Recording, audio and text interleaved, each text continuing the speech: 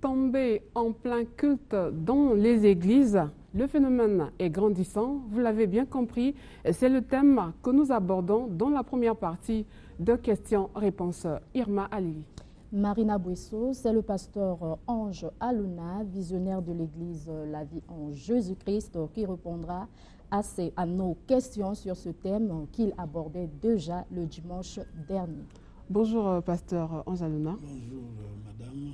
Alors, au-delà d'une certaine opinion qui pense que le phénomène tomber dans les églises a fait partie d'un spectacle, vous vous dites que c'est un phénomène biblique qui symbolise la visitation ou encore la manifestation du Saint-Esprit. Exactement, madame. Le phénomène tomber en esprit, ou on peut également intituler parler du tomber sous l'onction, c'est un phénomène qui est biblique. Et nous avons su le dire la fois dernière, un petit récapitulatif, que c'est la puissance libérée par la prière. Et cette puissance, c'est celle du Saint-Esprit. Et 2 Timothée 1, le 7e verset, nous dit que l'esprit que nous avons reçu, c'est un esprit de force. Et cet esprit de force, quand nous recevons cet esprit, alors personne ne peut résister. Sinon, c'est une gloire qui te visite et obligatoirement, il doit y avoir des manifestations. Alors, la Bible dit qu'avec cette même force, Jésus allait de lieu en lieu guérir les gens. Et avec même cet esprit de force, si Jésus a été ressuscité, c'était par la puissance de cet esprit. Donc cette puissance se manifeste, s'accompagne de plusieurs manifestations. Parmi ces manifestations, nous avons le tombé et nous avons la puissance, c'est-à-dire, la guérison divine. Et nous avons beaucoup de choses. Et la Bible dit dans Actes chapitre 4, versets 30 à 31, quand les apôtres étaient réunis, et pendant leur réunion, il y a eu une manifestation qui s'est caractérisée par le parler en langue. Oui. Tout ça, là, c'est cette puissance, c'est cette manifestation. Et pourtant, c'est le Saint-Esprit qui était descendu ce jour-là. Normalement, il devait peut-être aussi tomber. La Bible devait faire mention de cela, que les apôtres étaient tombés normalement, puisque c'est le Saint-Esprit qui était descendu sur les apôtres. Oui, madame, lorsque nous parlons du Saint-Esprit, c'est le Saint-Esprit, il faut le savoir, c'est Dieu lui-même, c'est son esprit. Alors, il a plusieurs façons d'opérer. Et nous avons abordé la question concernant le tombé. C'est l'une de ces manifestations. Donc, si les apôtres, Actes chapitre 4, verset 30 à 31, nous parlent que lorsque vous lisez, le lieu où étaient les apôtres, il y a eu comme un tremblement de terre. Donc, la présence du Saint-Esprit s'est manifestée comme un tremblement de terre. Donc, il est souverain.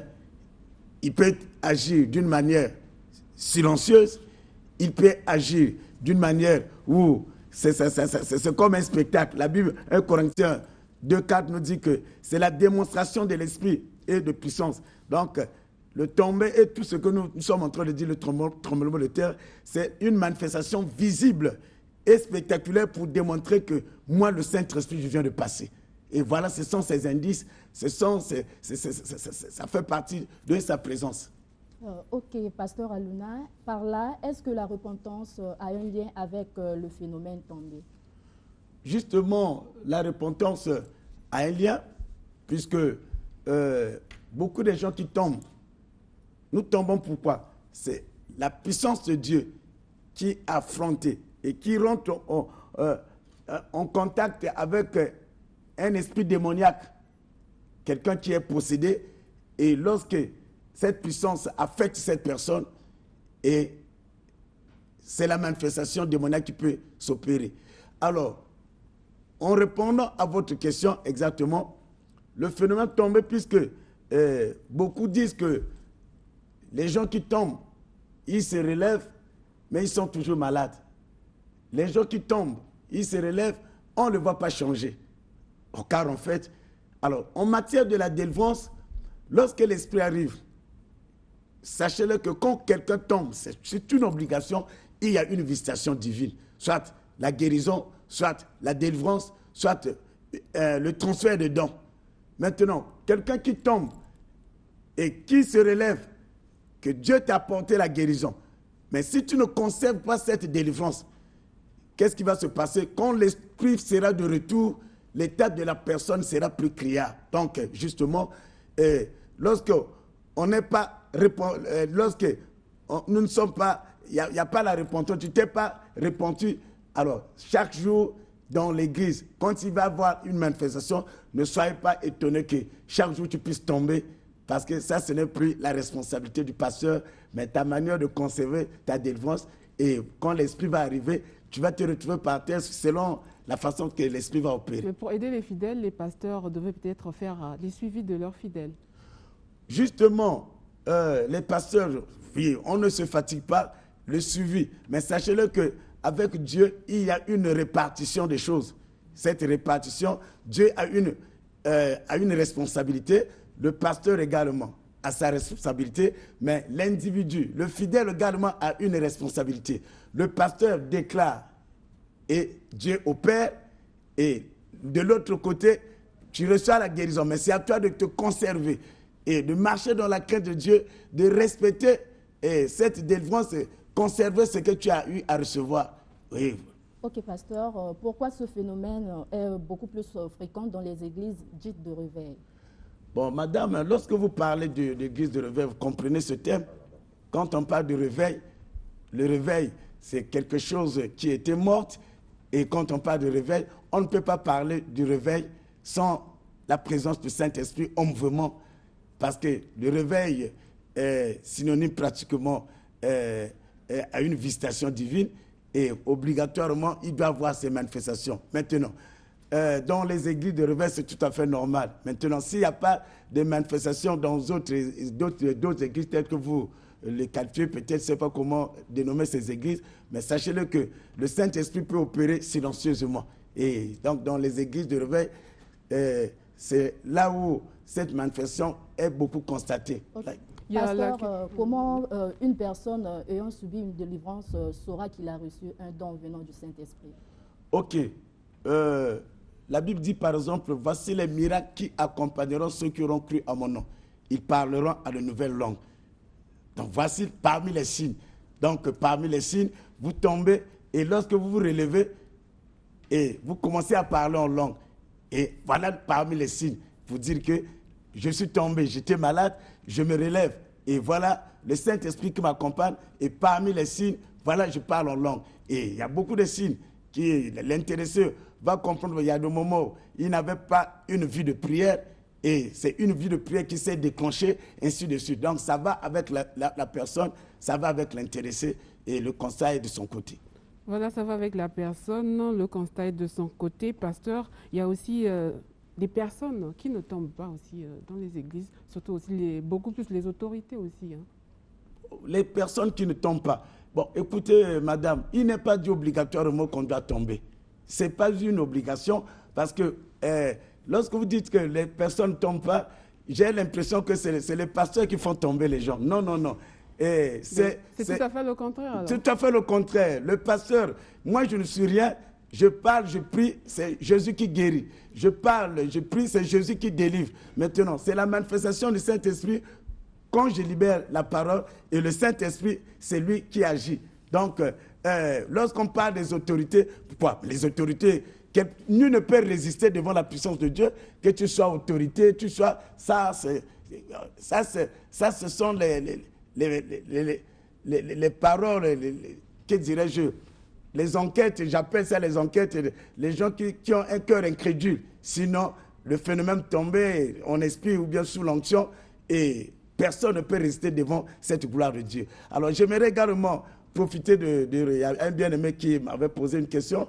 Et pourquoi, quand les gens tombent et d'autres se relèvent avec toujours malades, toujours envoûtés? Alors, on peut expliquer ça. Sachez-le que dans la délivrance, dans une délivrance, dans une guérison divine, il se passe 3 phénomènes. Et parmi ces phénomènes, lorsqu'on peut tomber, et il y a des moments, on peut tomber, son état peut s'améliorer subitement.